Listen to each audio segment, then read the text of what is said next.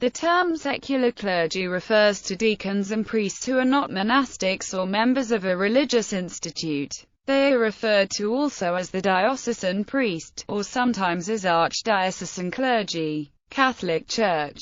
In the Catholic Church, the secular clergy are clergy, ministers, such as deacons and priests, who do not belong to a religious institute, while regular clergy take religious vows of chastity, poverty, and obedience and follow the rule of life of the institute to which they belong. Secular clergy do not take vows, and they live in the world at large, rather than a religious institute.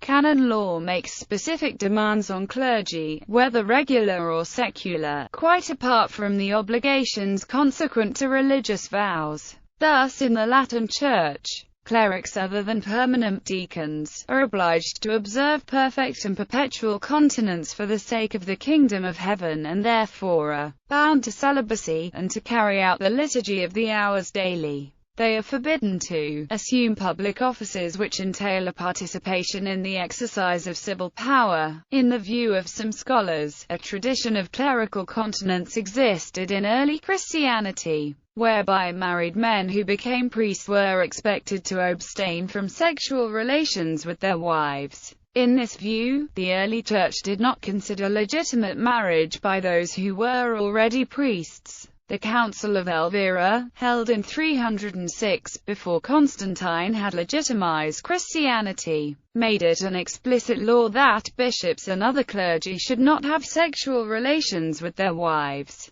The church canons known as the ecclesiastical canons of the Holy Apostles, which appear to have been composed in Syria or Egypt slightly earlier, have also been interpreted as imposing a similar obligation. In 386, Pope Siricius authoritatively interpreted the Pauline text, "A bishop must be the husband of one wife," to mean a cleric must have been married only once and was to live a life of continence after ordination. However, despite 600 years of decrees, canons, and increasingly harsh penalties, the Latin clergy still did, more or less illegally, what their Greek counterparts were encouraged to do by law. They lived with their wives and raised families. In practice, ordination was not an impediment to marriage, therefore some priests did marry even after ordination. The 10th century is claimed to be the high point of clerical marriage in the Latin Communion.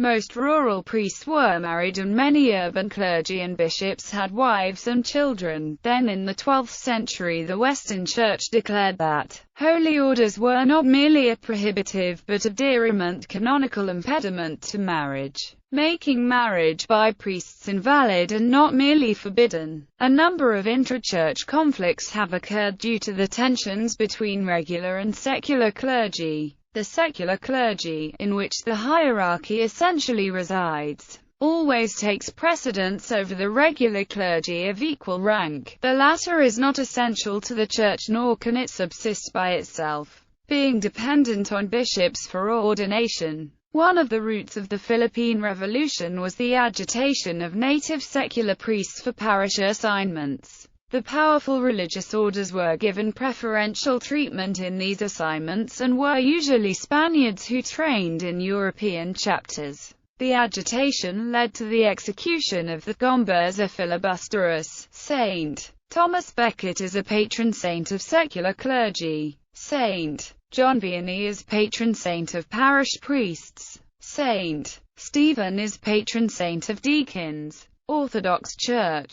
In the Orthodox Church, the term secular clergy refers to married priests and deacons, as opposed to monastic clergy. The secular clergy are sometimes referred to as white clergy, black being the customary color worn by monks. Traditionally, parish priests are expected to be secular clergy rather than being monastics, as the support of a wife is considered necessary for a priest living in the world.